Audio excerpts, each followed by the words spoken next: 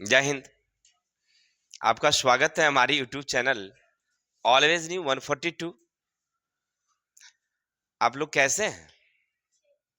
आशा है अच्छे होंगे, स्वस्थ होंगे और अपनी अपनी परीक्षा की तैयारी में सब लोग लगे होंगे।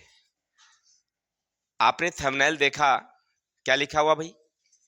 क्लास 10th केमिस्ट्री यानी रसायन शास्त्र, जिसका चैप्टर नंबर 1 है, जिनका नाम है रासायनिक अभिक्रियाएं एवं समीकरण। इस पाठ के जितने भी अति लघुतरीय प्रश्न उत्तर है, इन सारे प्रश्न उत्तरों को हम लोग यहाँ पर क्लियर करने वाले हैं एक एक करके। आशा और उम्मीद है कि जब आप देखेंगे वीडियो, उसके बाद ना तो आपको किसी प्रकार की वीडियो देखने की जरूरत होगी और ना ही आपको पाठ का एक भी क्वेश्चन देखने की जरूरत होगी। सारा क्वेश्चन अभी क्लियर हो जाएगा इस पाठ का। चलते हैं क्वेश्चन नंबर 1 की तरफ। क्वेश्चन 1 क्या कहता, सुनना। रासायनिक समीकरण लिखने में अभिकारक और प्रतिफलों को किन रूपों में व्यक्त किया जाता है?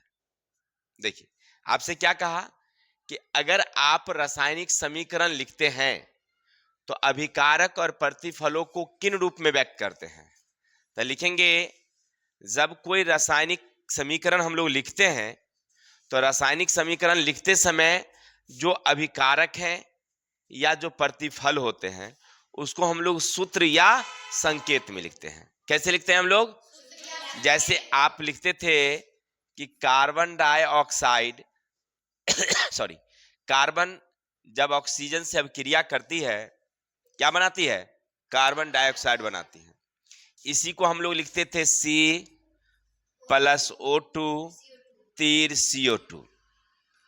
कार्बन का सूत्र हमने दे दिया, ऑक्सीजन का सूत्र और कार्बन डाइऑक्साइड का हमने क्या दे दिया? सूत्र दे दिया। तो किसी भी रासायनिक समीकरण को लिखते समय जो अभिकारक हो या जो उत्पाद हैं उसको हम लोग कैसे लिखते हैं? तो सूत्र या संकेत में लिखते हैं। कोई दिक्कत? चलिए, तो क्वेश्चन नंबर 1 समझ में आ गया होगा। चलिए क्वेश्चन नंबर 2 देखते हैं क्या है, सुनिएगा।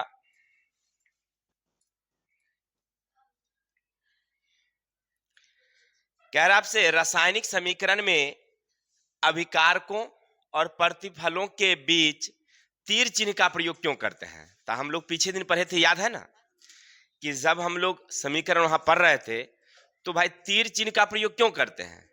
इसलिए कि इससे ये स्पष्ट हो जाती है कि अभिकारक कौन है और प्रतिफल। जैसे हम लोग लिखे थे ऐसे, अभी मान लीजिए 2H2 प्लस O2 2H2O, तीर चिन्ह का प्रयोग नहीं करें तब पता ही नहीं चलेगा कि अभिकारक कौन है और उत्पाद। तीर चिन्ह लगा देंगे तो इस समझ में आ जाएगा कि तीर के सामने वाला जो है वो उत्पाद है और तीर के जो पेंदी वाला है वो क्या है? अभिकारक है ना। तो तीर चिन्ह का प्रयोग करने से क्या स्पष्ट हो गया कि कौन उत्पाद है और कौन अभिकारक है, इसकी जानकारी हमें मिल गई। चलिए, तब क्वेश्चन नंबर 3 चलते हैं। अब पूछ रहा है आपसे, क्या समीकरण H2 प्लस Cl2 तीर 2HCl क्या संतुलित हैं? तो हाँ, हमको दिखाई पड़ रहा है कि H2 तो यहां भी हाइड्रोजन 2 और Cl2 तो क्लोरीन भी यहाँ कितने? 2। यहाँ पहले 2 लिखल है, इसका मतलब H भी 2 बारी और क्लोरीन भी 2 बारी। तो दोनों बराबर अभिकारक में उपस्थित जो परमाणु की संख्या है उतने ही तो उत्पाद में उपस्थित है, बराबर है ना। तो इसीलिए क्या हुआ? ये संतुलित हुआ। यही आपसे पूछ रहा है, क्या संतुलित है? तो लिखेंगे हाँ, यह समीकरण संतुलित है क्योंकि जो अभिकारक में उपस्थित परमाणु है उत्पाद में उपस्थित परमाणुओं की संख्या बराबर बराबर है। बहुत छोटे छोटे क्वेश्चन है, ज्यादा समझाने की जरूरत नहीं होती है। चलते हैं क्वेश्चन नंबर 4। उस अभिक्रिया को क्या कहते हैं? आपसे पूछ रहा है कि उस अभिक्रिया को आप क्या कहते हैं जिसमें अभिकारक सरल प्रतिफल में परिवर्तित हो जाते हैं। यानी कोई अभिकारक जो है वह सरल प्रतिफल में बदल जाते हैं, उस अभिक्रिया को क्या कहते हैं? तो उसको कहते हैं हम लोग, जब वो, क्योंकि देखिए एक भारी अभिकारक सरल वाले छोटे छोटे प्रतिफल में बदल रहे हैं, तो इसको क्या बोलेंगे हम लोग? वियोजन। इसको क्या बोलेंगे हम लोग? वियोजन। क्योंकि कहता है एक भारी यौगिक छोटे छोटे परमाणुओं में क्या हो रहे हैं? टूट रहे हैं, तो ये टूटने की क्रिया को क्या कहेंगे हम लोग? वियोजन अभिक्रिया। कोई दिक्कत? चलिए आगे चलते हैं। उस अभिक्रिया का नाम बताइए जिसमें दो या अधिक अभिकारक, यानी दो या दो से अधिक अभिकारक परस्पर संयोग करके एक प्रतिफल बनाते हैं। तो दो या दो से अधिक अभिकारक संयोग करते हैं, तो संयोग का मतलब संयोजन अभिक्रिया हो गया। तो उस अभिक्रिया का क्या नाम? देखिए उसमें कहता है अभिकारक प्रतिफल में बदलते हैं, तो ये हो गया वियोजन। ये क्या हो गया? वियोजन, या उसको अपघटन भी कह सकते हैं। वियोजन का मतलब ही अपघटन हुआ। ये हुआ कहता है कि संयोग करते हैं, तो ये क्या हो गया? संयोजन। संयोग करते हैं तो संयोजन, वियोग करते हैं तो वियोजन। चलिए क्वेश्चन नंबर नेक्स्ट। किस प्रकार की अभिक्रिया में, कह रहा आपसे किस अभिक्रिया में अभिकारक अपने मूलकों का विनिमय करते हैं? तो परिभाषा दिए थे, याद है? किसमें मूलकों का विनिमय होता है? उभय विस्थापन। देखिए इसको याद है। उभय विस्थापन अभिक्रिया में अभिकारक में उपस्थित जो परमाणु हैं वो अपने आप को बदला बदली करते हैं। बदला बदली का मतलब हुआ विनिमय। जैसे हमने बताया था, देखिए लीचा में उदाहरण भी हम देंगे। NaCl AgNO3, तो NaNO3 से अभिक्रिया कर लिया, AgCl से अभिक्रिया कर लिया, तब मूलकों का क्या हो गया? विनिमय हो गया, बदला बदली। विनिमय का मतलब बदला बदली। तो ये पूछ रहा आपसे किस अभिक्रिया में होता है? तो उभय विस्थापन अभिक्रिया में। कोई दिक्कत? Question number 7। उभय विस्थापन अभिक्रिया का एक उदाहरण, सीधे उदाहरण देना है। तो हमने बताया भी, पढ़ाया भी था कि आपके एग्जाम में पूछता कैसे है। तब भाई उभय विस्थापन अभिक्रिया का एक उदाहरण, प्रकाश रासायनिक का एक उदाहरण, ये पूछता है एग्जाम में। तो यहाँ भी पूछ दिया है, ठीक है। पूछ रहा है उभय विस्थापन अभिक्रिया का एक उदाहरण, तो हम उदाहरण दे देंगे। NaCl प्लस AgNO3 तीर AgCl plus NaNO3। Question number next. कह रहा आपसे क्या कॉपर आयरन से अधिक क्रियाशील है? आपसे पूछ रहा है क्या कॉपर आयरन से ज्यादा क्रियाशील है? तो नहीं, कॉपर जो है ना वो कम क्रियाशील है, आयरन ज्यादा क्रियाशील है। जैसे हमने बताया था आपको कि CuSO4 का कोई जलीय विलयन है कॉपर सल्फेट का। इसमें जैसे हमने लोहा डाला तो हो गया FeSO4 प्लस Cu, यानी लोहा ज्यादा क्रियाशील है, इसीलिए सल्फेट से क्या कर लिया? अभिक्रिया कर लिया, कॉपर को विस्थापित। अब आपके फेसिया में एगो और बात समझ में आता होगा कि ए सर अगर फेरस सल्फेट हमरे पास रहे कॉपर डाल दें तो कब तब का होगा? तब तो फिर तो कॉपर वहां कर लेगा अभिक्रिया। नहीं, यहाँ कुछ अभिक्रिया नहीं होगा, जस के तस रह जाएगा। समझ रहे ना? यहाँ पर कोई अभिक्रिया, क्योंकि फेरस ज्यादा क्रियाशील है, आयरन ज्यादा क्रियाशील है, कॉपर कम है, तो यहाँ कोई अभिक्रिया होगा ही नहीं। लेकिन वहां कॉपर सल्फेट की विलयन में अगर लोहा डालिएगा तो लोहा ज्यादा क्रियाशील है, तो वह सल्फेट से अभिक्रिया कर लेगा, कॉपर को क्या कर लेगा? हटा देगा।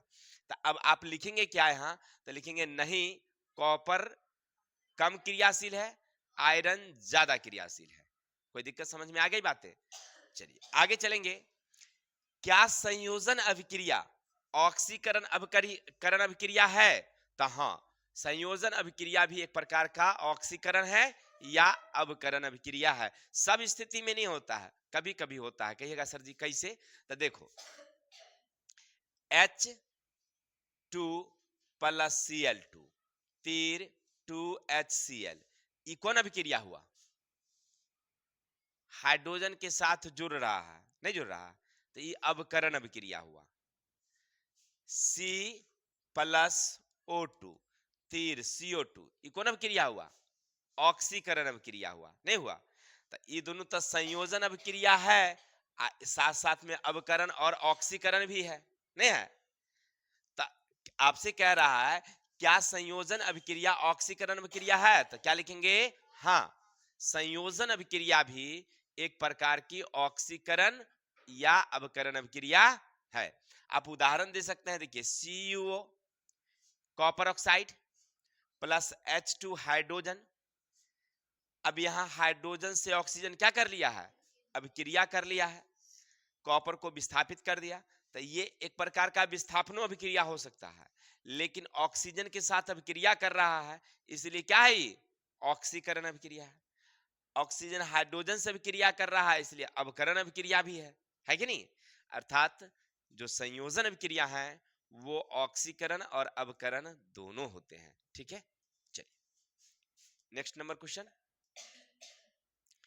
क्वेश्चन नंबर 10 समझते हैं। कह रहा है क्या उभय विस्थापन अभिक्रिया, क्या उभय विस्थापन अभिक्रिया ऑक्सीकरण अवकरण अभिक्रिया है। तो हाँ, उभय विस्थापन अभिक्रिया भी एक प्रकार का ऑक्सीकरण अवकरण अभिक्रिया है। कहिएगा कैसे सर जी, तो देखिए FeS कोई दिक्कत, H2SO4। अब यहां पर क्या किया, FeSO4 से क्या कर लिया है, अभिक्रिया कर लिया है, कोई दिक्कत। तो आपने क्या देखा कि ये FeSO4 में Fe इधर से SO4 इधर से मुल्कों का कर लिया है बदला बदली, तो ये हुआ उभय विस्थापन अभिक्रिया। इतना तो समझ गए। तो क्या उभय विस्थापन अभिक्रिया, तो हाँ उभय विस्थापन अभिक्रिया है। अब पूछता है क्या ऑक्सीकरण अवकरण है, तो गौर करो यहां देखो H2 से S क्या कर लिया है, अभिक्रिया। हम जानते हैं कि जब कोई परमाणु हाइड्रोजन से अभिक्रिया करे तो उसको क्या कहते हैं हम लोग, अवकरण अभिक्रिया। हाइड्रोजन से अभिक्रिया करे तो उसको क्या कहेंगे हम लोग, कोई दिक्कत। चलिए दूसरा, हाइड्रोजन से अलग हो तो क्या बोलेंगे, ऑक्सीकरण। तो SO4 हाइड्रोजन से क्या हो रहा है, अलग हो रहा है, तो ऑक्सीकरण हो रहा है। अब तो दिमाग में आ गया होगा। देखिए यहां पर हाइड्रोजन सल्फर से क्या कर लिया, अभिक्रिया किया, तो वो हुआ अवकरण। SO4 हाइड्रोजन से क्या हो गया, अलग हो गया, तो ये क्या हो गया, ऑक्सीकरण हो गया, कोई दिक्कत। तो ऑक्सीकरण भी है अवकरण भी है। ये किसका उदाहरण था, उभय विस्थापन अभिक्रिया का उदाहरण था, क्योंकि मुल्कों का यहां पर क्या हो रहा है, विनिमय हो रहा है। तो अब आपसे पूछा जा रहा था कि क्या बताइए कि उभय विस्थापन अभिक्रिया ऑक्सीकरण अवकरण अभिक्रिया है, तो लिखेंगे हाँ उभय विस्थापन अभिक्रिया ऑक्सीकरण अवकरण अभिक्रिया है। बहुत डर लगता है ना, डर लगना भी चाहिए, डर लगेगा तभी मजा आएगा पढ़ने में, है कि नहीं। चलिए आगे चलते हैं। नंबर क्वेश्चन 11 क्या कहता है मेरे भाई, हमारे शरीर में भोजन का पचना किस प्रकार की अभिक्रिया है। तो हमारे शरीर में भोजन जाता है तो ऑक्सीकरण अभिक्रिया होती है। ऑक्सीजन से हमारे भोजन के अणु क्या कर लेते हैं भाई, अभिक्रिया कर लेते हैं। अभिक्रिया करने के बाद भोजन को पचा देते हैं। नहीं पढ़े थे हम लोग ऑक्सीकरण अवकरण अभिक्रिया पढ़े, ओकरे बाद रेडॉक्स अभिक्रिया पढ़े, ओकरे बाद पढ़े थे हमारे दैनिक जीवन में ऑक्सीकरण अवकरण का उपयोग। तब पढ़े थे हमारे भोजन को पचने में, दूसरा पढ़े थे भोजन को दुर्गंधित बनाने में, तीसरा पढ़े थे संचारण में। नहीं पढ़े थे। तो ठीक वही पूछ रहा आपसे कि हमारे शरीर में भोजन का पचना किस प्रकार की अभिक्रिया, तो ऑक्सीकरण अभिक्रिया है। भोजन का पचना किस प्रकार की अभिक्रिया। चलिए आगे, प्रकाश रासायनिक अभिक्रिया के दो उदाहरण दीजिए। हम बताए थे ना, पूछता है परीक्षा में भाई कि प्रकाश रासायनिक अभिक्रिया की कोई दो उदाहरण दीजिए, तो दे दीजिए। प्रकाश संश्लेषण की अभिक्रिया हो गया 6CO2 प्लस 12H2O तीर C6H12O6, यहां पर लिख देंगे सूर्य प्रकाश C6CO2 6H2O, ठीक है ना। ये क्या है हमारा प्रकाश संश्लेषण का रासायनिक समीकरण है। ये किसका उदाहरण हुआ, प्रकाश रासायनिक। दूसरा हाइड्रोक्लोरिक अम्ल का बनना H2 प्लस Cl2 प्रकाश और 2HCl, ये भी प्रकाश रासायनिक अभिक्रिया का उदाहरण है। प्रकाश के कारण हाइड्रोजन क्लोरीन से क्या कर लेती है, अभिक्रिया कर लेती है, कोई दिक्कत। तो आपसे पूछ रहा था प्रकाश रासायनिक अभिक्रिया के दो उदाहरण दीजिए, तो आप लिख देंगे पहला हो गया प्रकाश संश्लेषण वाला और दूसरा हो गया हाइड्रोक्लोरिक अम्ल का। किसी को डाउट, आगे चले, चलते हैं आगे। अब आपसे पूछ रहा है कि दुर्गंध युक्त खाद्य पदार्थ क्या है। अभी अभी जस्ट आपने पढ़ा कि ऑक्सीकरण अवकरण का हमारे जीवन में क्या उपयोग है, नहीं? तो हमने बताया कि पहला भोजन के पचने में। तो अभी क्वेश्चन एक पूछा कि भाई हमारे शरीर में जब भोजन पचता है कौन सी अभिक्रिया है। अब फिर हमने बताया कि ऑक्सीकरण अवकरण का उपयोग खाद्य पदार्थ को दुर्गंधयुक्त बनाने में। तो अब आपसे पूछ रहा है दुर्गंधयुक्त खाद्य पदार्थ किसे कहते हैं।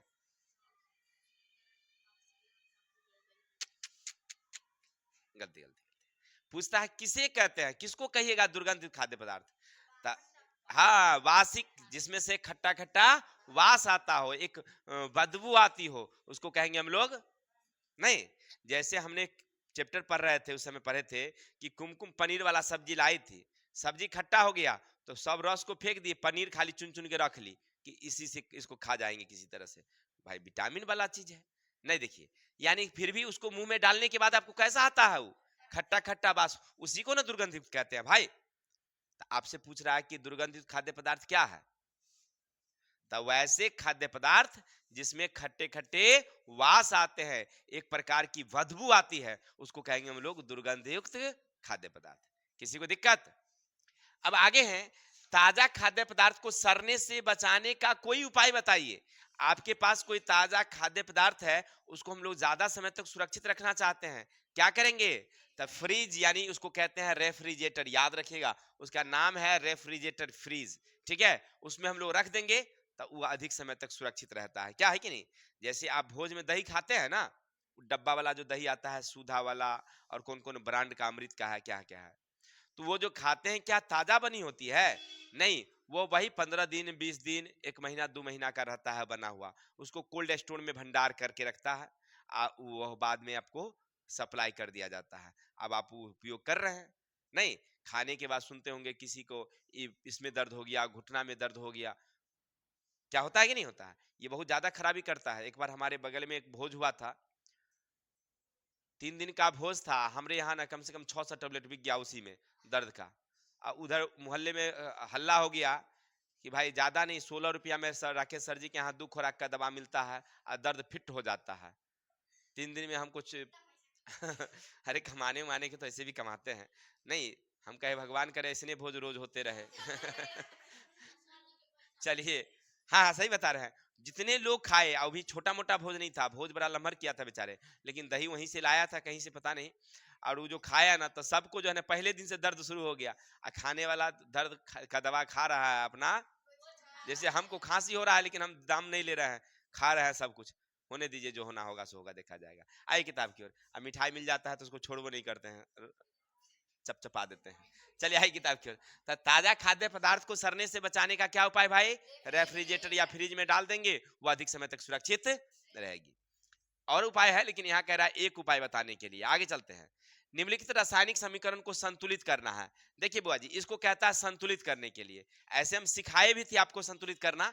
देखिए, अब यहाँ पर पहला देखिए, ये क्या है, अभिकारक है। तो इसमें एफ ई कैगो है बताइए, एगो है। एस कैगो है, एगो है। ओ कैगो है भाई, तो 4 गो है। चलिए, ये तो अभिकारक में है। उत्पाद में एफ ई कैगो है, एस कैगो है, 1 और 1 2 गो। ऑक्सीजन कैगो है, 3 2 5 और 3। तो सीधा सीधा तो देखिए रहे कि इधर में क्या है, कमी है, कितना का, दुगुना का अंतर है। ये 1 है तो ये 2 है, ये 1 है तो ये 2 है, ये 4 है तो ये 8 है। तो सीधा सीधा हम यहाँ पर क्या लगा दिए, 2 लगा दिए, संतुलित हो गया। सब हो गया दुगुना 1 के बारी में, 2F हो गया, एस 2 हो गया, और 4 दूनी 8 हो गया। किसी को डाउट। तो संतुलित करना कितना आसान था। चलिए क्वेश्चन नंबर चलेंगे 16 नंबर। अब कह रहा है एक ऐसी अभिक्रिया का उदाहरण दीजिए। आपसे क्या कहा, एक ऐसी अभिक्रिया का उदाहरण दीजिए जिसमें 2 यौगिक परस्पर संयोग करके एकल यौगिक बनाते हैं। माने 2 यौगिक आपस में जुड़ते हैं। उस बच्चा का थोड़ा सा कॉपी छीन लेना, तो थोड़ा सा कलम, समझने की बजाय वह पढ़ने में व्यस्त है, थोड़ा सा कलम ले लेना। हाँ, क्लोज कर दीजिए, कॉपी को क्लोज कर दीजिए उसको। हाँ, अब मजा आएगा सीखने में। ठीक है, चलते हैं। कह रहा है कि एक ऐसी अभिक्रिया, माने एक ऐसी अभिक्रिया का उदाहरण दीजिए जिसमें दो यौगिक, परमाणु नहीं, यौगिक जुड़ते हैं और एक एकल यौगिक बनाते हैं। देखिए हम लोग पढ़े थे C+O2, तो ये सब परमाणु हैं, ये सब क्या है, परमाणु है। तब बनाया CO2, ये यौगिक है।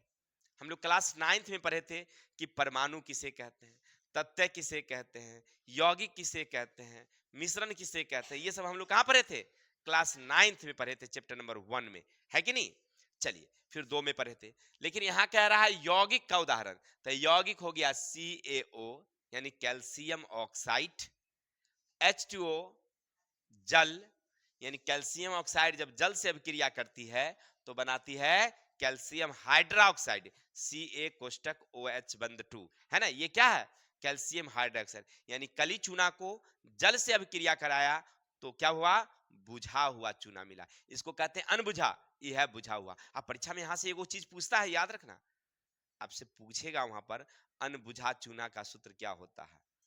अब 4 ऑप्शन रहेगा, CaO, Ca कोष्टक OH बंद 2, CaCO3 और या इनमें से कोई नहीं। क्या देंगे हम लोग, अनबुझा चूना कौन होगा बताइए, CaO होगा, ठीक है। वो अनबुझा है, बुझल ना है, अभी वो गर्म है। अब बुझा हुआ चूना कौन है, तो Ca कोष्टक OH बंद 2, ये अनबुझा है। ये क्या है, बुझा है। पानी दे दिए तो बुझा गया, बुत गया, बुत गया, बुत गया, है कि नहीं जी। नहीं समझे, ये अभी गर्म है, अभी पानी डालिएगा झंझना जाएगा, नहीं झंझनाएगा। तो यानी ये अनबुझा है, ये क्या है, बुझा है। परीक्षा में पूछता है, ऐसे चिंता नहीं करने का है। लास्ट के टाइम में हम आपको नोट्स देंगे बना बना करके, ठीक है।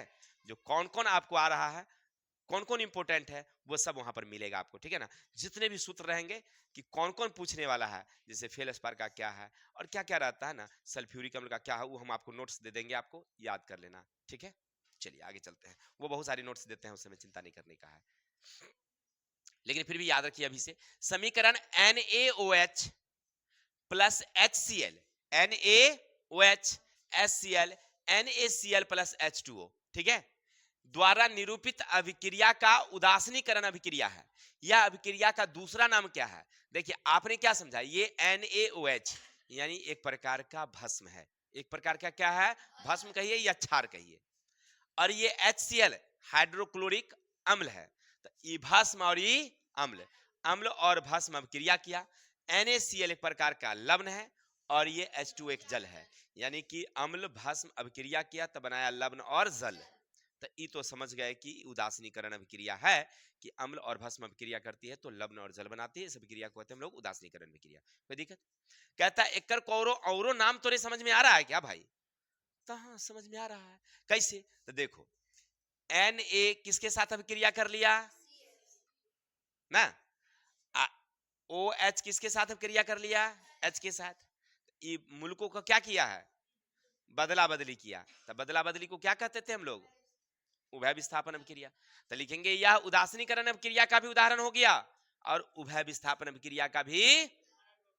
कोई दिक्कत, कोई डाउट, चलिए समझ गया ना कैसे हुआ। सो नाम के हिसाब से देखे तब पता चला मुझे भस्म और अम्ल अभिक्रिया किया, लवण और जल बनाया, तो ये हो गया उदासीनीकरण अभिक्रिया का उदाहरण। लेकिन हम लोग बदला बदली के हिसाब से चेक किए तो पता चला कि बदला बदली कर रहा है, तब हमको समझ में आया कि उभय विस्थापन अभिक्रिया है। कोई डाउट, चलते हैं आगे। अब कह रहा आपसे अभिक्रिया H2O प्लस F2 तीर HF प्लस HOF में कौन पदार्थ ऑक्सीकारक है। ऑक्सीकारक का मतलब समझ रहे हैं, जो ऑक्सीजन से अभिक्रिया कर रहा है। तो अब नीचे आप देखिए, इसमें नहीं देखना है हमको, देखना इधर है मुझे है। अब प्रतिफल में ऑक्सीजन को घेरले कौन है भाई, ऑक्सीजन के साथ कौन है, तो हमको समझ में आ रहा है हाइड्रोजन और फ्लोरीन। कौन आ रहा है, यानी H और F, ये दोनों ऐसे तत्व हैं जो ऑक्सीजन से क्या कर रहे हैं, अर्थात ऑक्सीकारक कौन है, किसी को डाउट। नेक्स्ट नंबर, जस्ता के साथ तनु हाइड्रोक्लोरिक अम्ल की अभिक्रिया होने पर हाइड्रोजन गैस मुक्त होती है। यानी कि देखिए कह रहा आपसे जस्ता जेड के साथ हाइड्रोक्लोरिक अम्ल यानी 2HCl से अभिक्रिया करते हैं, तब बनाता है Zn, बनाता है ZnCl2 plus H2, hydrogen gas मुक्त होता है। कोई दिक्कत? जस्ता के साथ, यानी कि फिर से एक नजर और देखते हैं, इसको थोड़ा सा स्पष्ट रूप से हम लोग लिखते हैं।